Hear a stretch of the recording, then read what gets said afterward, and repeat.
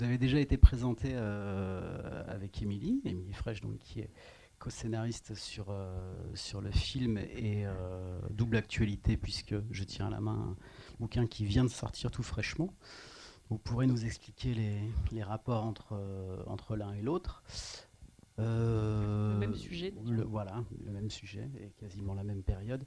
Je ne vais pas beaucoup vous parler, je vais aussi beaucoup laisser la parole au public ce soir parce que je suis sûr qu'il va y avoir pas mal de réactions et que c'est pas un film qui va vous déclencher des questions cinématographiques, donc je laisserai plutôt la spécialiste répondre sur un sujet que je maîtrise mal. Voilà, je peux juste commencer par la question bateau sur la Genèse, etc., même si j'imagine que c'est l'actualité. Et puis un champ d'intervention et d'intérêt qui est déjà bien creusé là-dessus pour vous dans les travaux précédents. Euh, L'envie d'écrire sur ce sujet est venue en 2014 suite à la lecture d'un article dans le M, le magazine M du Monde.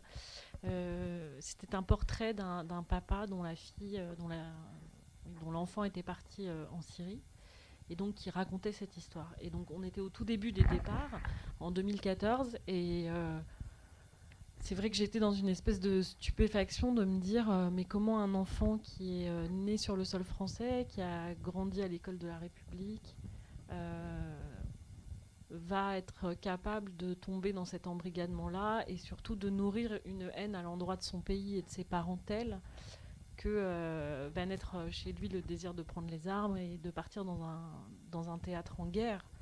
Euh, voilà, donc je crois que c'est surtout le besoin de comprendre et surtout la peur que j'avais de ça qui m'a donné envie d'aller creuser et peut-être pour justement essayer de comprendre le basculement. Et en fait, il y a eu beaucoup de documents sur le sujet, il y a beaucoup d'essais, il y a des spécialistes du terrorisme qui s'attaquent à ça, mais moi je crois beaucoup au pouvoir pédagogique de l'art, du roman et du cinéma, notamment sur la question de l'embrigadement, parce que par nature, on ne peut pas. C'est un processus qui est caché, parce que les jeunes qui se radicalisent, ils le font à l'abri des regards de leurs parents, à l'abri des regards de leurs amis. Et c'est ce basculement, moi, qui m'intéressait. Comment tout d'un coup, on passe d'une jeune fille qui porte des jupes, qui a des préoccupations de jeune fille, de maquillage, de copine, de sortie, des projets d'avenir, à une volonté de mourir en fait. Et donc, et ça, il n'y avait que la fiction qui pouvait voilà, s'approcher au plus près de ce processus. Voilà comment l'idée est née. Et alors, de manière très anecdotique, en fait, j'ai publié cet article sur Instagram, donc sur les réseaux sociaux, en disant avis au producteur, j'aimerais beaucoup écrire sur ce sujet. Et Marie-Castille Mention-Char, qui est la réalisatrice du film, mais qui est aussi productrice, m'a dit on y va. Et avec plaisir. Et je pense que c'était un sujet aussi qui la travaillait. En tout cas, elle a déjà beaucoup travaillé sur la question de l'adolescence dans ses Vous avez sans doute précédents films. peut-être vu, enfin, sans doute peut-être vu son précédent film qui s'appelle Les Héritiers. Et voilà comment est né le film. Euh, Après, pour ma part, j'ai eu ouais, des frustrations parce que d'abord, la forme du cinéma réclame d'être une certaine économie. On a plus de liberté dans un livre. Euh, et la question de la radicalisation, pour moi, elle ouvre deux champs de réflexion. Celui de l'emprise. Or, l'emprise peut s'appliquer à plein de domaines, à l'amour, à la drogue, à l'alcool. Euh, et puis la question de l'islam. Et j'avais besoin de creuser le sillon de la question de l'islam. J'ai pas eu cet espace-là dans le livre, dans le film. Et donc j'ai écrit Je vous sauverai tous, où il y a un personnage de père qui est un Algérien qui est venu en France dans les années 90 pour fuir les islamistes Et donc, il connaît ça. Et donc, j'avais envie de donner la parole à un témoin qui avait déjà vécu. Je pense que voilà, l'islamisme radical n'est pas né avec Daesh. Et donc, voilà, je donne la voix à Samir, qui est un papa algérien et qui est rattrapé par son histoire, alors qu'il a fui son pays pour justement échapper à... Bon, c'est vrai que c'est un bon film. J'étais un peu déçue quelque part, parce que je ne sais pas si le film va vraiment aider les parents, parce que c'est vrai qu'on voit que c'est donc par rapport à l'islamisme radical, mais ça aurait pu être tout à fait un film sur des jeunes qui sont embrigadés dans des sectes, parce que le processus peut être pareil, équivalent. On voit que ce sont des parents qui sont aimants, donc on peut se dire que la carence éducative, elle se trouve ailleurs, puisqu'effectivement, il ne suffit pas d'aimer ses enfants pour bien les éduquer. Et donc, je ne sais pas si les parents qui voient ce film ont forcément des outils pour pouvoir effectivement aider leurs enfants. Mais qu'est-ce qui vous a déçu? J'entends votre... Oui, ce qui m'a déçue, c'est que justement, en tant que j'ai la chance d'être une vieille mère et donc de ne plus avoir ce genre de soucis qui seront peut-être pour mes petits-enfants, effectivement. Et du coup, c'est vrai que ça m'a fait réfléchir. Comme je vais les voir, et je me dis que même tout petit, c'est le côté qu'en tant que parent, on ne doit pas jamais faire confiance à ses enfants. Mais ça, c'est pas le film, c'est la vie. Oui, mais moi, je crois que c'est exactement l'inverse, en fait. Je crois que c'est pas le problème, c'est pas une question d'amour, c'est une question d'écoute.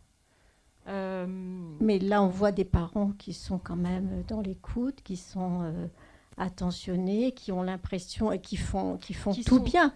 Et il y a une faille quelque part qui n'est pas forcément visible. Mais bon, moi, j'ai la réputation d'être très critique, donc c'est... Non, mais vous avez le droit. Après, ça reste un film. On n'a pas la prétention de donner toutes les clés et de sauver tous ces enfants qui sont partis. Mais en revanche, après avoir fait énormément de projections et de débats dans toute la France quand le film est sorti, il y a quand même un désir d'échanger avec ses enfants, de se dire... bien sûr qu'on a affaire à des parents qui sont aimants, qui sont là, qui sont... mais est-ce qu'ils parlent vraiment avec leurs enfants? Est-ce qu'ils leur posent les vraies questions? Parce que finalement, ces jeunes filles, on voit bien qu'elles ont un questionnement qui est de l'ordre de qu'est-ce que je vais faire plus tard. Elles ont tout ce qu'il faut. Enfin, on croit qu'elles ont tout ce qu'il faut. C'est-à-dire un foyer, une école, des activités extrascolaires. Une des jeunes filles, vous avez vu, fait du violoncelle. Enfin, mais sur les questions essentielles de quel chemin, quel sens, elles sont en quête de sens en fait, d'un point de vue spirituel. Et peut-être que c'est ça qui fait défaut aussi dans les familles parfois. C'est pas simplement l'amour. Je crois que c'est plus une question d'écoute. Vous pouvez, en tout cas, ce qui est sûr, c'est que les parents que j'ai rencontrés dans les projections ont eu envie d'échanger sur ça, sur ce sujet-là avec leurs enfants. Et pour nous, c'est déjà énorme, enfin, de se dire que tout d'un coup, ce sujet-là est mis sur la table. Les parents sont venus parfois avec leurs adolescents voir le film. C'est déjà super, quoi. Et puis, beaucoup de parents aussi ont pris conscience que ça pouvait toucher tout le monde. Je regardais les derniers chiffres, il y a 40% d'adolescents qui sont touchés, qui sont des convertis. Et donc, longtemps, on s'est senti à l'abri de ce problème-là. Tout d'un coup, ça devient un sujet. Donc, pour nous, c'est déjà un pari réussi, même s'il y a toujours des départs. J'ai vu le film. Hein, et voilà, ce que je pense du film, déjà le titre, je trouve que le titre, il va très bien. Voilà, c'est parfait. J'ai eu peur de me faire engueuler. Non, mais pas du tout. Vous voyez, non, je vous l'engueule pas. Je vous dis, le titre, il va très bien. Le ciel attendra. C'est très très bien. Après tout, hein, on n'est pas obligé de... Voilà, on verra bien après. Hein, voilà, on verra. moi, personnellement, je ne vais pas m'étendre là-dessus. Alors, la deuxième question. Voilà. Oui, je me demande pourquoi les. Alors, je me suis toujours demandé pourquoi. Est-ce que vous avez rencontré des jeunes? Des jeunes qui ont parlé avec vous de ça? Des jeunes, hein. Je Oui. ne parle pas des vieux comme nous, pas comme moi. Vous Voilà. voulez dire des jeunes radicalisés? Non, des jeunes. Ah, Oui. des jeunes, oui, bien Des sûr. On a jeunes, fait des est-ce que- rencontres avec des. Est-ce que ça les intéresse? Est-ce que. Ah, après le film, pas pour faire le film. Après Oui, avoir fait Oui, le oui, film, bien après, oui, d'accord. bien sûr. Oui. Bah, ici, lui-même, On a ici fait même. ici des Bah, rencontres. moi, j'en ai pas vu beaucoup. et- Vous voyez, bon. Non, non, mais c'était en scolaire. Non, voilà, c'est pas dedans parce que c'est trop facile de dire à chaque fois, oui, les jeunes. Non, les jeunes, honnêtement, ça les intéresse pas parce que. Ah bah si, moi je vous dis, ça les intéresse. Hein, eh Et ben, il y c'était en a- tonique, les Oui, échanges. Peut-être, je sais pas Et où. moi, Hein si vous me posez la question, je vous Ouais. réponds. Ouais. Ce qui m'a le plus, ce qui les a le plus interpellés, souvent, c'était de se rendre compte que les vidéos qui sont postées sur les réseaux sociaux que Daesh envoie à ces jeunes, à leur proie, sont des vidéos qui sont vraies. On les a, c'est de la documentation, et ils avaient eux-mêmes vu ces vidéos pour beaucoup d'entre eux. Mais sans savoir évidemment que c'était de la propagande, mais beaucoup de ces films qui ont été faits par Omar Homsen, qui est un des plus... On estime qu'à peu près 80% des jeunes qui sont partis ont vu ces vidéos, qui est en fait Omar Homsen était un délinquant niçois qui s'est reconverti dans le djihadisme. On a pensé en 2015 qu'il avait été tué, et finalement non, et il est en Syrie. Et donc toutes ces vidéos, beaucoup de jeunes les avaient vues. Donc tout d'un coup, l'incursion de la réalité dans le film, ils arrivaient souvent avec l'idée que ça ne pouvait pas leur arriver et que mais non, personne ne peut tomber là-dedans. Et puis, quand la lumière se rallumait, tout d'un coup, ils se disaient « Ah, mais oui, mais nous, on a vu ces vidéos, nous, on en a déjà vu, tout ça. » La théorie du complot, ça leur parlait aussi. Voilà. Et c'est vrai que pour préciser, cette rencontre, d'ailleurs peut-être la plupart des rencontres qui ont lieu dans un cadre scolaire avec un public captif qui vont dans le cadre scolaire. Okay. Y a pas de, non, mais il n'y a pas de problème là-dessus. Moi, je voulais dire, est-ce qu'elle a déjà vu une musulmane venir voir le film? Ah, c'était ça la question alors. Non, mais il y a des jeunes, il y a des musulmans. Importante. Je suis désolé, mais moi, je les connais très bien, vous voyez.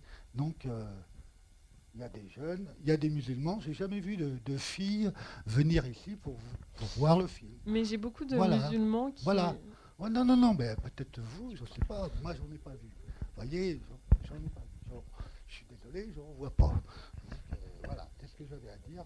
C'est tout. Alors, je vais vous répondre parce que c'est important. Non seulement j'ai beaucoup de musulmans qui sont venus voir le film, mais beaucoup de musulmans qui nous ont remerciés. Ah, c'est bien, et qui nous ont remerciés parce qu'ils estimaient que c'était leur donner un outil, un outil de lutte, justement, un outil d'éclairage. Et que voilà, c'était. Et est-ce que donc c'était très touchant. Est-ce que vous pensez pas que les médias, ils sont un peu responsables de tout ça?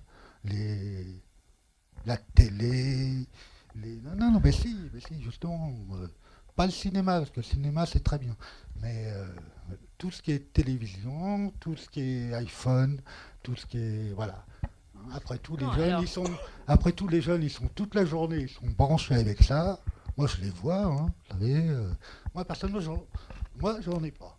Vous voyez, donc, j'ai pas d'ordinateur, j'ai pas d'iPhone, et je vis très bien comme ça. Vous voyez? Non, mais voilà. Ça, c'est un problème. Honnêtement, ça, c'est un gros problème. Toute la journée, ils sont branchés sur leur truc, et voilà, c'est tout. Donc, les messages, ils les reçoivent. Je sais que, je sais pas, peut-être que ça vous gêne ce que je vous dis. Ah non, ça ne me gêne pas, mais il y a peut-être d'autres gens dans la salle qui veulent poser des questions, mais je vais répondre sur la question d'Internet. Voilà. Si, je vais vous répondre là-dessus. Voilà. Là où vous avez raison. Bien sûr, mais c'est pas spécifique aux jeunes. Non, mais c'est pas spécifique aux jeunes. On a tous basculé dans quelque chose avec nos portables, les réseaux sociaux, etc. Et c'est vrai que voilà, tout passe par là. On a le sentiment que nos enfants sont protégés parce qu'ils sont dans leur chambre d'adolescents. Et en fait, non, il y a un espace qu'on croit immatériel, mais dans lequel on rencontre des gens qui existent. Et c'est vrai que il n'y aurait pas de radicalisation s'il n'y avait, ou en tout cas extrêmement peu, s'il n'y avait pas Internet. Les 2 jeunes filles qui devaient commettre un attentat à Boussy-Saint-Georges, je crois. Boussy-Saint-Georges. C'est ça, Boussy-Saint-Antoine. Eh bien, elles ne s'étaient jamais rencontrées à la veille de vouloir commettre cet attentat. Elles n'avaient échangé que sur les réseaux sociaux. Et donc, oui, si on coupait ça, il n'y aurait plus de radicalisation. Mais ça pose des questions légales, législatives importantes sur voilà, comment les plateformes, comment on empêche la circulation de ces informations. Mais je crois que ça en appelle à la responsabilité de chacun aussi. Et c'est assez intéressant comment on peut tous opérer une certaine veille, mais ça vaut aussi sur les propos racistes, antisémites, homophobes, sur à un moment comment on censure ça. Je pense qu'on a... Du coup, tous ces réseaux sociaux nous ont donné un espace de parole, mais nous ont donné aussi, et doivent nous donner, et je pense qu'on doit éduquer nos enfants vers ça, vers une responsabilité citoyenne, qui est à un moment de dénoncer des propos qui ne doivent pas traîner, de bloquer des gens qui sont infréquentables. Donc c'est aussi, je pense... parce qu'on peut plus faire sans les réseaux et sans Internet. Mais du coup, je pense qu'il y a une démarche, une responsabilisation des gens à mettre en place. Bonjour. Bonsoir. J'ai bien aimé votre film. Vous nous avez présenté 2 jeunes filles, donc uniquement des filles pour l'instant. Est-ce que vous imaginez quelque chose de similaire pour des garçons ? Ou alors, est-ce que vous avez une idée de la façon dont ils sont embrigadés ? Je souris. Et d'autre part, pour Internet, je pense comme vous que Internet est largement une façon d'étendre le problème. Mais comment vous pensez qu'il est possible de contrôler des adolescents sur ce réseau ? Parce qu'ils ont un espace quand même protégé qu'ils ne veulent sûrement pas dévoiler, en particulier à leurs parents, la plupart du temps. Non, mais je pense que c'est un nouveau mode d'éducation. Comme hier, on faisait attention à nos enfants quand ils descendaient dans la rue, et ben maintenant, il faut faire attention quand ils vont sur Internet. Alors, il y a des... oui, mais vous ne pouvez pas contrôler. C'est presque de l'intrusion dans leur vie. Non. Et là, ils ne le toléreraient pas. Non. Moi, j'ai un adolescent, on a des enfants. Le contrôle parental, ça existe. La prévention aussi. Vous y croyez vraiment ? Vous y croyez vraiment ? Oui, bien sûr. Je pense que les mentalités se... J'ai un peu de doute. Si, honnêtement... Et pour les garçons ? Oui, je vais vous répondre là-dessus, mais je pense qu'il y a vraiment l'apprentissage d'une nouvelle attitude. C'est-à-dire que c'est pas si vieux que ça, Internet. Mais aujourd'hui, on prend conscience de la dangerosité, pas simplement sur la question de l'embrigadement, mais voilà, et que les parents commencent à parler à leurs enfants dans les lycées. Enfin, je sais que voilà, mon fils est en 4e, il a eu des réunions d'information sur les dangers d'Internet. Voilà, les choses quand même se mettent en place. Sur la question des jeunes filles, en fait, la question s'est pas posée pour nous. C'est-à-dire que ça a été... Est-ce que c'est parce que nous sommes 2 femmes qu'on a tout de suite eu envie de parler des jeunes filles ? Moi, j'ai toujours été intéressée par les jeunes filles dans les mouvements. Voilà, je pense aux porteuses de valises pendant la guerre d'Algérie. Tout ça, ça m'a toujours un peu fascinée. Voilà, l'engagement suicidaire. Enfin, voilà. Ça m'intéressait. Et puis je pense aussi qu'il y avait quelque chose de cinématographique avec les filles, qui n'a rien à voir avec le sujet, mais qui est plus une question esthétique, entre guillemets, si je peux parler comme ça. il y avait quelque chose chez ces jeunes filles qui tout d'un coup se voilaient complètement, voilà, effaçaient leurs contours identitaires dans un monde hyper sexué où on passe nos vies à exhiber les corps sur les publicités, etc. Qui d'un point de vue oui, cinématographique, on se disait il va se passer quelque chose à l'écran, quoi, physiquement. Oui, mais et sur les garçons, juste pour répondre sur l'embrigadement, je pense que c'est pas totalement la même chose. Ça fait appel à d'autres ressorts, ça appuie sur d'autres ressorts, notamment sur les questions de la virilité, de la prise d'armes, voilà, je crois que ça a plus lié à la virilité que, évidemment, c'est pas ce que vous avez vu avec la jeune fille qui est considérée comme une perle rare. Oui, c'est ça, le côté chevaleresque, quoi. La démarche au départ, effectivement, est pas totalement la même. plausible, c'est-à-dire revanche, le petit jeu amoureux, etc., puis progressivement l'embrigadement. En revanche, il y a quelque chose qui est similaire chez les deux, c'est la théorie du complot. Tout le monde nous ment, tout est faux, on vous ferme les yeux, etc. Donc ça marche sur les deux. Et aussi sur la question humanitaire. Donc évidemment, la porte d'entrée, c'est souvent on gaze des enfants, la Syrie, tout ça. Ce qui est toujours très... Pourquoi en fait pourquoi les jeunes tombent, c'est parce qu'il y a toujours quelque chose de vrai. Voilà, il y a toujours un point de départ, une accroche qui va être possible sur quelque chose de réel. Et notamment la question humanitaire. Bonsoir. Moi je suis algérienne, mais profondément laïque. Je suis quand même un peu interpellée par votre film, dans la mesure où on voit des jeunes convertis. Une qui l'est par son père, qui est déjà musulmane par son père, qu'elle revendique à fond, et la seconde qui se convertit. J'ai trouvé un peu le jeu d'acteur vraiment exagéré, dans la mesure où j'ai plus eu l'impression pour la jeune musulmane par le père qu'elle était un peu schizophrène quand elle se tape la tête, donc par rapport à ce jeu d'acteur, est-ce que vous avez eu ou rencontré des jeunes filles qui étaient dans ce cas-là? Mais elle n'est pas convertie à l'islam.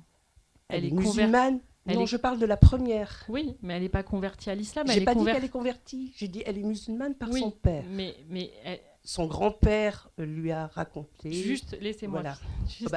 Non, je parlais, vous me dites. Non, mais parce que c'est. D'accord. J'allais vous. Elle est musulmane convertie à l'islamisme radical.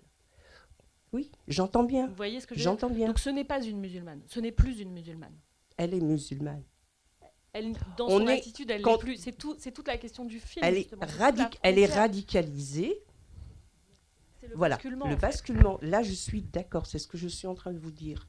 Donc, on peut être musulmane. Ensuite, il y a l'intégrisme. Il y a la radicalisation, ce que vous appelez la radicalisation. Et je suis un peu surprise que pour la seconde, ce soit cette facilité, juste par le biais d'un téléphone, d'Internet, qu'elle soit tombée dans cette radicalisation.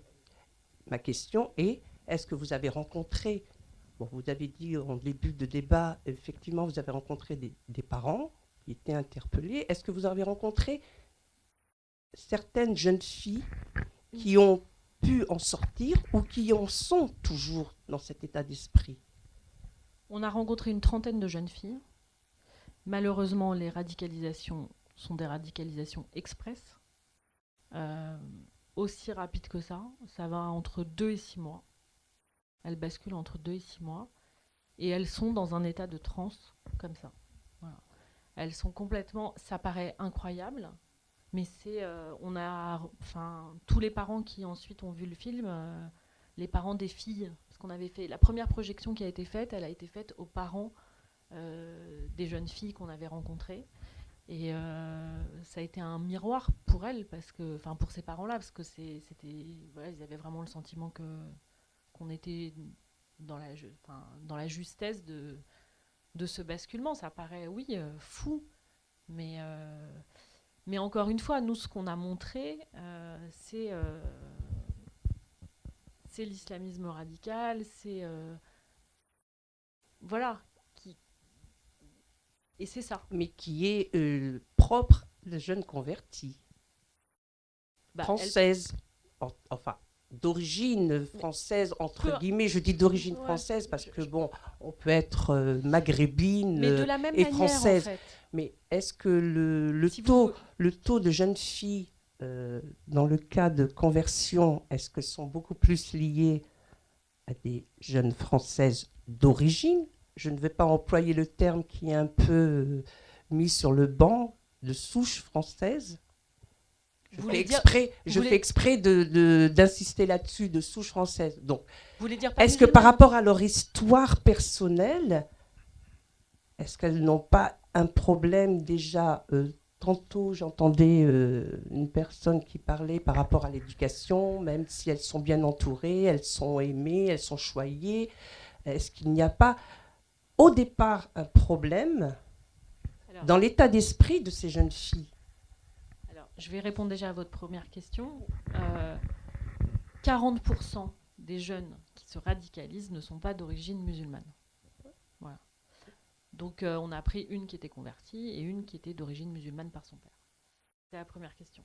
La deuxième chose, vous me dites, est-ce que ce ne sont pas des enfants à problème? Moi, je préfère utiliser le mot de fragilité. Et c'est pas la même chose. Parce que je crois que la fragilité, elle est propre à l'adolescence. Et que tous les adolescents sont fragiles. Et le point commun, finalement, entre tous les radicalisés, c'est pas leur religion, c'est pas leur milieu social, c'est pas leur milieu social, c'est pas le niveau d'études de leurs parents, c'est l'âge.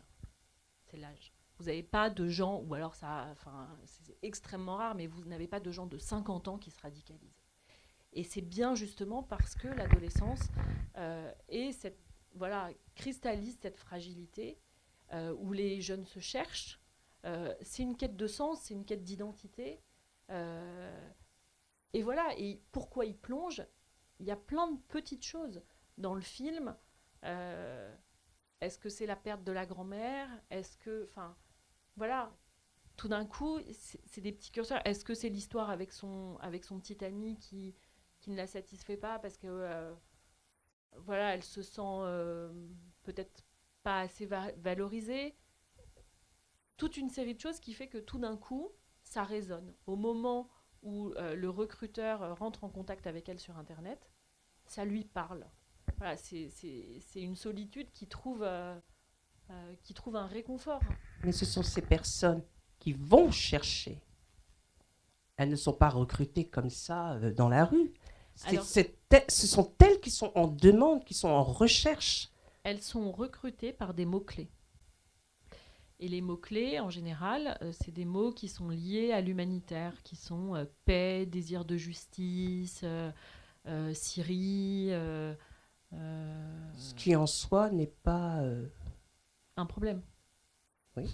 Voilà, c'est En pour ça. soi, l'humanitaire n'est Voilà. pas un problème. Mais Les massacres ne sont pas des problèmes. C'est pour ça que je vous dis que à mon sens, ce ne sont pas des enfants à problème. Ce qui rend justement la chose bien plus dangereuse. Je pense que ça nous rassure de nous dire que c'est des enfants à problème.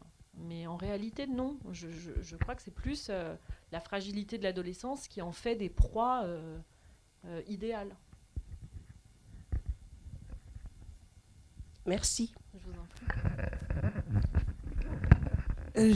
On voit beaucoup les méthodes de radicalisation qui sont utilisées par Madame Dounia Bouzard. Je voudrais savoir si ces méthodes aboutissent tout de même à des résultats intéressants. Et j'ai cru comprendre qu'elle a été plus ou moins controversée ces derniers temps. Est-ce que on peut penser qu'elle réussit dans cette tâche tellement difficile?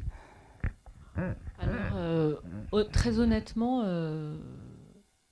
j'ai pas de réponse parce qu'on n'a pas assez de recul.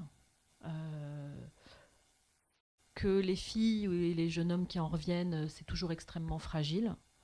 Ils peuvent, pour ceux qui sont partis en Syrie, revenir avoir été déçue de Daesh, mais pour autant toujours adhérer à une certaine forme de radicalisation.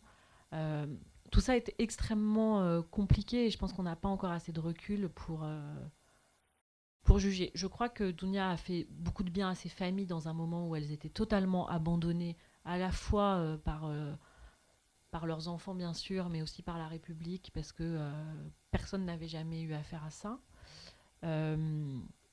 Après, en ce qui me concerne, je trouve que son travail avec ce jeune repenti, d'ailleurs il est plus si jeune que ça, et qui était en lien avec les frères Kouachi, moi personnellement ça me pose problème. Donc je me sens pas en connivence du tout avec ça. Merci. Ce qui me surprend un peu, moi, vous parlez d'humanitaire, de désir de bien faire, de se rendre utile, de généreux, etc. Et là, on voit une jeune fille qui croit que c'est la fin du monde et qu'il faut qu'elle aille mourir en martyr pour sauver ses parents. Il faut quand même, pour croire que c'est la fin du monde, elle est un peu détraquée, à mon avis, non? Vous dites ça en une phrase, mais il y a un chemin. Entre la volonté de sauver le monde et la croyance de l'apocalypse, il y a 1500 textos, 300 vidéos, sur tous les supports possibles, c'est-à-dire par message, par téléphone, par Facebook, par WhatsApp, par Instagram, il y a les sœurs. Il y a, mais de toute façon, ne demande pas à tes parents et à tes amis parce qu'ils sont endormis, ils sont dans le faux, toi tu as été élu, il y a la notion d'élection. Tu es élu, donc toi tu vois, tu es une voyante, presque au sens rimbaldien du terme. Et donc petit à petit, il y a cette croyance qui s'accompagne aussi d'une rupture, et d'une rupture de l'individu avec tout ce qui le socialisait, c'est-à-dire qu'avec l'école, avec les amis, avec la famille, et il y a quelque chose dans l'appartenance au groupe. Elle le dit à un moment, cette jeune fille, quand elle est dans un groupe de parole, elle dit je savais plus, parfois je me posais des questions, mais j'étais bien, je me sentais forte, j'avais l'impression que si je faisais tout ce qu'on me disait de faire, eh ben, les choses se passeraient bien. Voilà, c'est quand même une entreprise de destruction.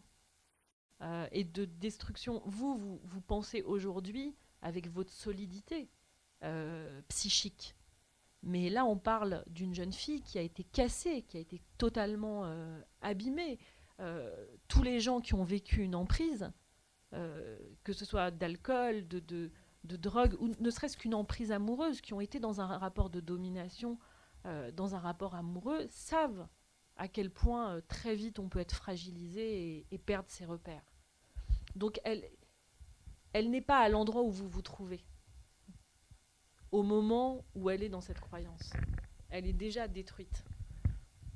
Mais la conversion et le désir de partir en Syrie marchent de pair ou bien il y a l'un suit l'autre? L'un suit l'autre en fait. La volonté de partir, le désir de partir, il arrive à la toute fin. C'est le stade ultime de la radicalisation. À ce moment-là, l'entourage a bien vu qu'une fille qui soit athée même, tout d'un coup, qui bascule dans la religion mystique, etc. Mais vous avez vu dans le film, elle se cache. Les parents ne sont pas très curieux quand même. Hein. Moi, je vois mes petits-enfants et ils sont pas toute la journée en train de balader sur les réseaux sociaux et puis de passer leur vie à la télévision. Hein. Les parents sont là pour y mettre le haut là quand même. Hein. On ne peut pas laisser, soi-disant, les enfants faire ce qu'ils veulent. Quoi. Mais vous savez, il y a une scène qui est intéressante dans le film, quand elle fait la cuisine, quand Clotilde Courreau fait la cuisine. Et elle s'inquiète pour sa fille. Elle pense que sa fille est devenue anorexique, mais elle ne peut pas s'imaginer, elle ne peut pas penser une seconde qu'elle est en lien avec un recruteur qui est à Raqqa et qu'elle a dans l'idée de quitter le pays. C'est juste pour c'est juste aberrant. Enfin, alors aujourd'hui, ça l'est peut-être un peu moins parce qu'on en parle beaucoup, parce qu'il y a eu les attentats, parce que voilà, c'est une réalité avec laquelle on vit au quotidien. On pourrait se poser des questions quand même. Mais cette maman-là, parce que le film dit ça aussi, il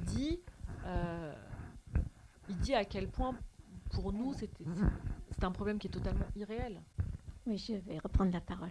Bon, c'est vrai que j'étais peut-être un peu dure dans mes propos, mais c'est parce qu'en fait, je me suis positionnée en tant que parent, c'est-à-dire que le film s'adressant à des parents. Et c'est vrai que pour moi, la relation parent-enfant, c'est une relation tellement particulière et un tel fossé, c'est tellement difficile de vraiment croire, enfin, d'être sûr des messages qu'on peut passer, s'ils sont entendus ou pas. Donc, je me dis qu'effectivement, les parents, ils font comme ils peuvent. Et bon. Mais par contre, le film, effectivement, et je n'avais pas vu cette dimension-là, c'est sûr que niveau collège, lycée, c'est vrai que c'est le film. Je reconnais que c'est le film, effectivement. Parce que je ne crois pas que finalement à l'importance du pouvoir des parents. Justement, l'adolescence est une période, mais même l'enfance, enfin, tout est difficile, on met toute une vie pour grandir. Et donc, je ne sais pas si les parents ils réussissent vraiment à influencer, parce que l'enfant se positionne toujours pour ou contre son parent. Et donc, c'est vraiment l'enfant et l'ado en tant que tel qui peut grandir tout seul quelque part par rapport à tout ce qu'il peut prendre à l'extérieur, l'école, les copains, le cinéma. Et le rôle de Sandrine Bonner, c'est quand même une mère exceptionnelle. C'est la mère qui sauve son enfant, quand même. Oui, mais elle n'est pas partie, cet enfant. Donc, elle l'a... Enfin, elle est arrêtée à la frontière. Deux fois. Elle s'est... Parce que au début du film... Oui. La fin du film est un flashback. Au début du film, elle est arrêtée parce qu'elle voulait commettre un attentat. Oui. Donc, elle voulait prendre les armes. Oui. Donc, elle a trahi une deuxième fois ses parents. Ses parents pensaient qu'elle était sauvée, et puis en fait, elle était dans ce qu'on appelle la taquilla, la dissimulation. Et la mère ne lâche pas. Enfin, oui, non, mais on voit la différence justement entre les deux mères. Quand vous dites, je suis pas totalement d'accord quand vous dites les enfants s'en sortent. Enfin, il faut qu'ils s'en sortent tout seuls. Moi, je pense que tout compte en fait. Oui, tout compte. Mais disons qu'il faut pas que je pense pas que, bon, je sais pas. Ce film, il n'est pas du tout culpabilisant pour les parents. Je veux dire, je pense que les parents sont très. Mais ils peuvent pas ne pas se culpabiliser, les parents. D'une manière... Non, mais en tout cas, le film ne les montre pas comme des responsables de ce qui arrive à leurs enfants. Au contraire, moi, j'ai le sentiment quand même que... Non, mais on ne peut pas dire qu'il n'y a pas une faille quelque part, parce que tous les adolescents ne plongent pas. Donc, il y en a certains qui plongent, c'est qu'il y a une faille un peu plus importante. Mais vous ne pensez pas qu'il y a une question de chance aussi, comme dans la vie ? De chance ? De chance ou de malchance, de la rencontre, de la mauvaise rencontre qu'on fait. Moi, je crois beaucoup à ça aussi. Il y a tout le succès d'un individu, son épanouissement, son chemin, il est lié à sa force personnelle, à son entourage, mais aussi évidemment à la chance des rencontres. Mais c'est vous qui avez parlé de fragilité. C'est bien cette fragilité qui est plus ou moins importante qui fait que l'enfant... Aussi. Mais je pense que la fragilité, pour le coup, elle est assez générale à cet âge-là. Elle est générale, mais au niveau pourcentage, heureusement qu'il y en a peu qui... Ça va, Nicolas, j'étais plus soft. Garde le micro. Je vais vous donner la parole juste après, et à vous aussi. Non, vous avez levé le doigt. Ah d'accord, ok. Assistante micro. Je voulais juste faire une petite pause dans le récit, dans le débat. Il y a déjà 6 ou 7 personnes qui ont parlé. Parce que le cinéma s'est procuré un petit stock de livres. Et j'ai décidé comme ça, parce qu'il y a beaucoup d'ondes positives qui traversent cette discussion, d'offrir des exemplaires aux gens qui ont parlé. Comme ça, ils pourront se les faire dédicacer à la fin. Voilà. Hein ? Et alors, le petit côté ludique, c'est que personne à part moi sait combien il y a d'exemplaires dans le carton. Et vous pouvez nous en parler pendant que je distribue un petit peu de ce livre ? Oui, bien sûr que je peux vous en parler. Alors, moi, la frustration que j'avais, enfin, ce dont j'avais envie de parler dans le livre qui n'était pas dans le film, d'abord, c'est du contexte. Du contexte politique, historique, dans lequel j'ai situé mon action. Et donc, ça s'ouvre au lendemain des attentats contre Charlie. Et ça se termine au lendemain des attentats du 13 novembre. Je trouve que il me semblait que je ne pouvais pas faire l'économie de parler de ces deux événements majeurs pour parler de ce sujet-là. Et donc ça prend la forme de 3 journaux. Le journal d'Eléa, qui est une jeune fille qui habite à Juvisy, sur Orge, et qui va se radicaliser. Donc on suit vraiment son parcours assez banal d'une jeune fille qui a un petit copain, qui va au lycée, et puis qui a envie de s'engager dans l'humanitaire, et puis voilà, qui petit à petit va faire une mauvaise rencontre sur Internet et va se radicaliser. Et ce journal est intercalé avec celui de sa maman, qu'elle commence alors que sa fille est déjà partie depuis 7 mois. Donc, elle commence le journal en avril 2015, le jour des 17 ans de sa fille. Elle n'a pas de ses nouvelles depuis 7 mois. Et puis, il y a également le journal de Samir, donc, qui est le papa, qui est venu d'Algérie dans les années 90 pour fuir les islamistes. Et en fait, au lendemain du départ de sa fille, il devient complètement fou. Et donc, il est interné dans une clinique à Viry-Châtillon. Et en fait, pendant son internement, il écrit, mais il écrit dans un espèce de délire. Tellement il est rattrapé par la réalité, il écrit il confond tout en fait. Il confond l'Algérie des années 90 et la France des années 2015. Et finalement, il ne voit plus bien la différence. Et donc, il a l'impression que c'est les islamistes algériens qui ont pris sa fille. Il confond avec Daesh. Il est dans une sorte de folie. Et je ne vais pas vous dévoiler la fin. Mais comme ces récits ne sont pas écrits au même temps, puisqu'on en a un qui commence en avril 2014 jusqu'en octobre 2014, puis celui du père qui est en novembre 2014 jusqu'aux attentats, et ensuite celui de la mère qui va courir jusqu'aux attentats du 13 novembre. Et en fait, vous allez découvrir ce qui arrive à cette famille, au père, à la mère et à la jeune fille, par les récits croisés. Voilà, les informations ne viennent pas des mêmes voix. Et voilà, et du coup, ça m'a permis de dire beaucoup de choses, notamment, vous parliez de laïcité tout à l'heure. Voilà, beaucoup de choses là-dessus, sur le droit au blasphème, sur ce que ça veut dire que d'être français, sur les attaques terroristes, ce que ça a changé dans nos vies. Voilà, toutes ces choses qui n'étaient pas dans le film et qui, moi, m'ont paru absolument nécessaires. Bon. Je vais revenir au film. Moi, j'ai beaucoup aimé ce film. J'étais même surpris que vous soyez autant obligé de le défendre. C'est parce que je pense que ça génère de l'angoisse. Parce que justement, on ne sait pas quoi répondre. Enfin, ou on pense qu'on n'est pas concerné. On pense que ça ne peut pas nous arriver, sauf que ça arrive. Et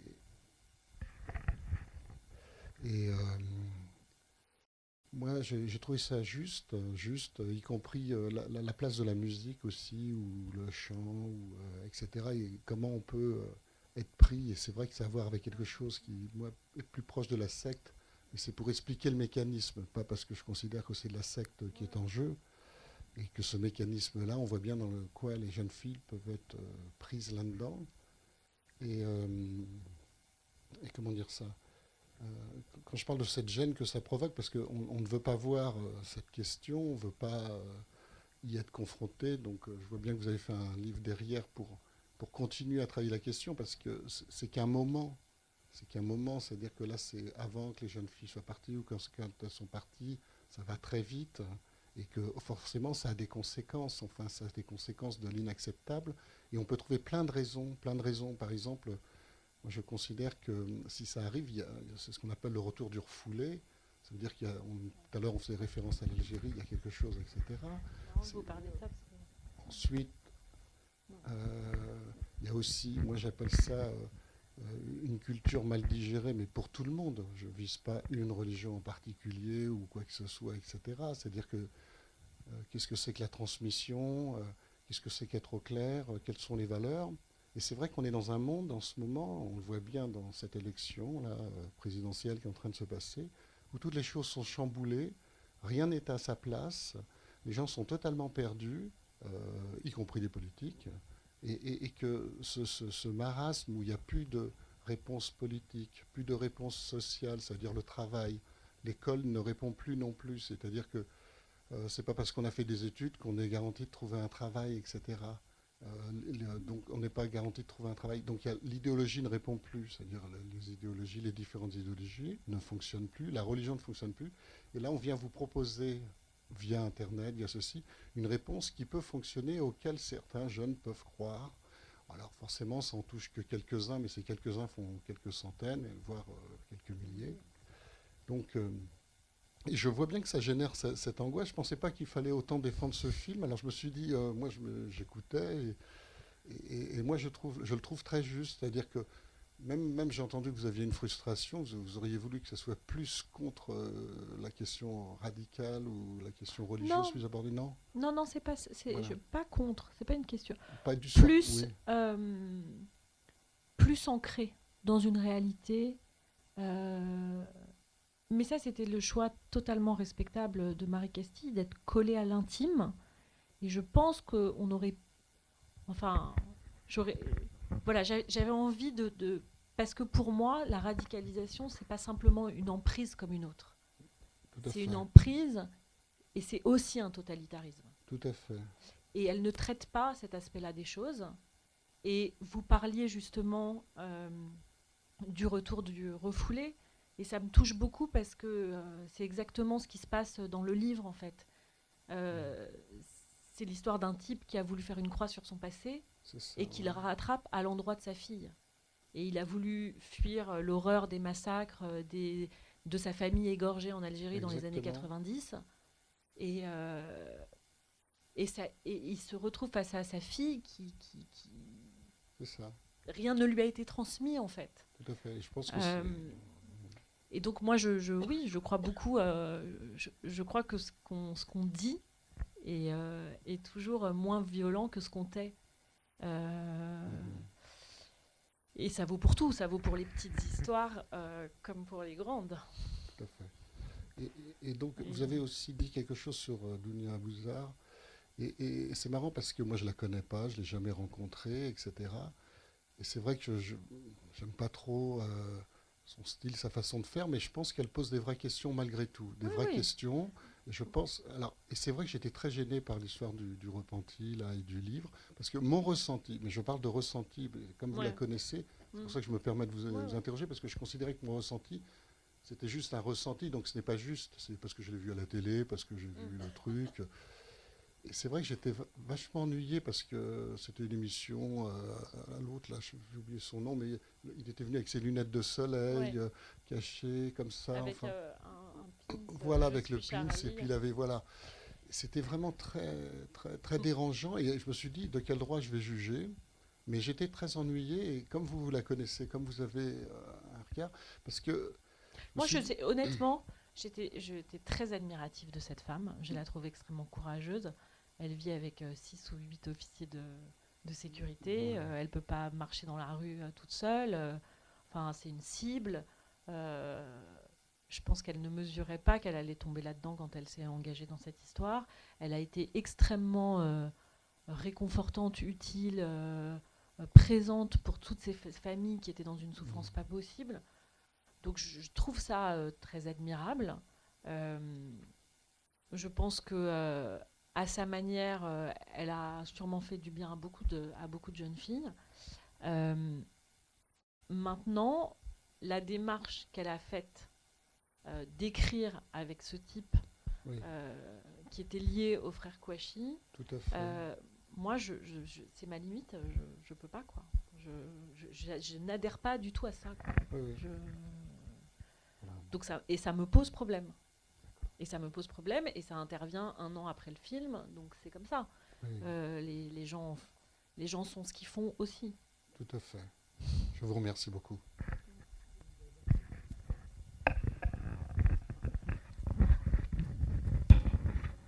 Parmi les gens qui reviennent et qui ont vu ce qu'était le salafisme et Daesh, est-ce qu'il y en a qui font de la contre-propagande, qui disent la vérité qu'ils ont vue, qu'ils ont vécue? Je vous conseille un livre qui est extraordinaire de David Thompson, que j'ai lu il n'y a pas très longtemps, qui s'appelle Les Revenants, et qui donc livre le témoignage des gens qui rentrent de Syrie. Il a fait un travail assez extraordinaire.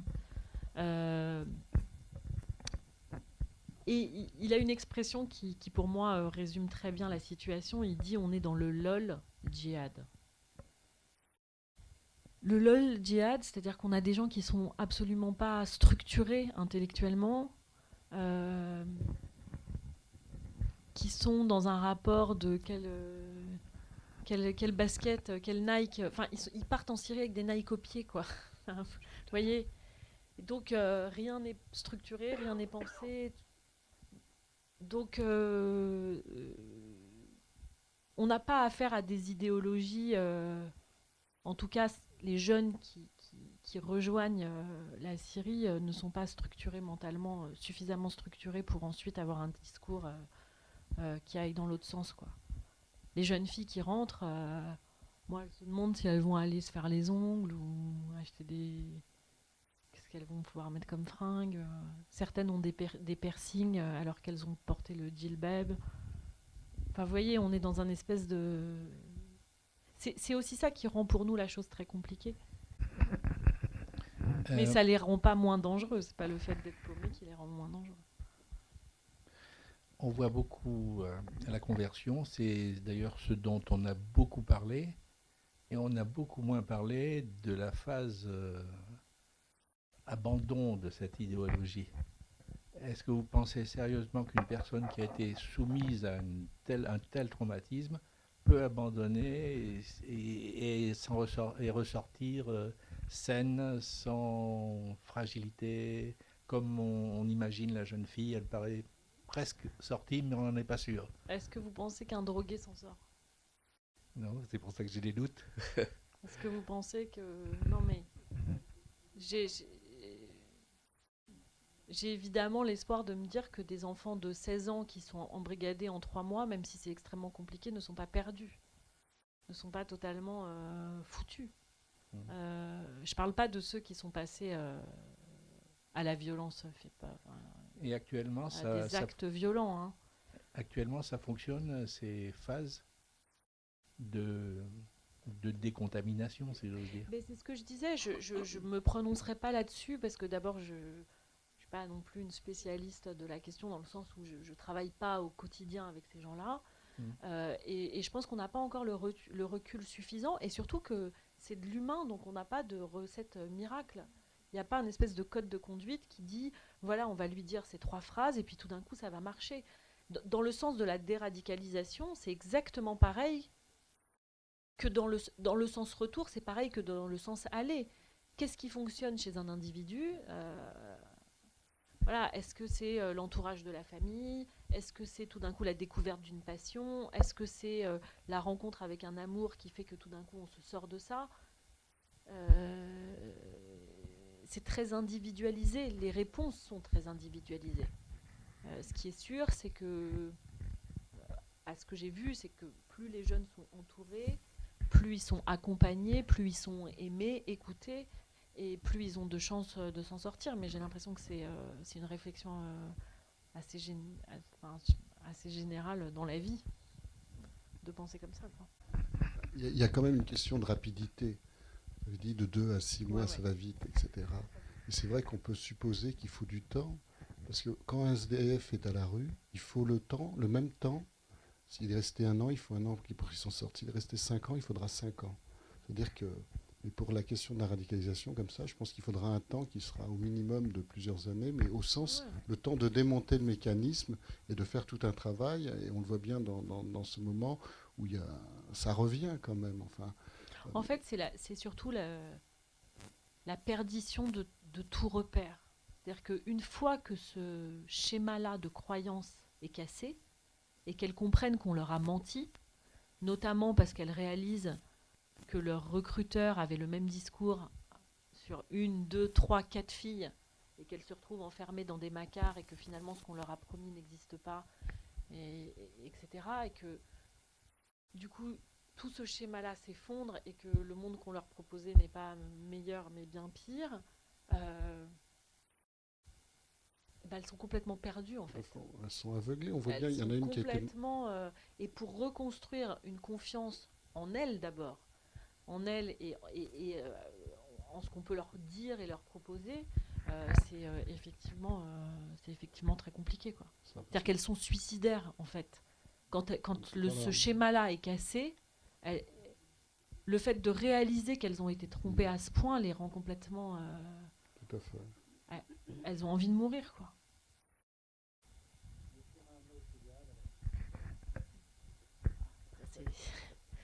C'est justement ce à quoi on doit œuvrer, tous ensemble, je pense. C'est la vraie question. Je crois que c'est la vraie question, en fait, que nous pose ce problème. Qu'est-ce qu'on offre en face ? Est-ce que d'offrir à des jeunes, vous disiez par exemple, rien n'est sûr, vous dites vous faites 5 ans d'études, mais vous n'êtes pas sûr, ça se trouve, vous ne trouverez pas de boulot. Et puis aussi cette logique de consumérisme, de ok, je vais avoir un métier, je vais gagner de l'argent et ça va me permettre d'acheter une paire de chaussures, 2 paires, 3 paires, et après. Ou alors aussi, cette société-là aussi provoque des frustrations absolues, parce que soit vous avez le corps qu'il faut et le portefeuille qu'il faut, et tout d'un coup ça se passe bien, soit vous n'avez pas ça, et en fait ce n'est que de la frustration. Et que tout d'un coup, le fait pour une jeune fille de pouvoir se voiler, tout d'un coup, non seulement on vous regarde dans la rue, il y a une espèce de défiance, il y a une revalorisation de soi, et tout en n'étant pas obligé de montrer le corps qui ne rentre pas dans les normes et dans les codes imposés. Donc oui, bien sûr que ça nous interroge sur l'espérance, en tout cas. Enfin, je crois, sur quelle espérance on peut proposer, donner, insuffler à la jeunesse.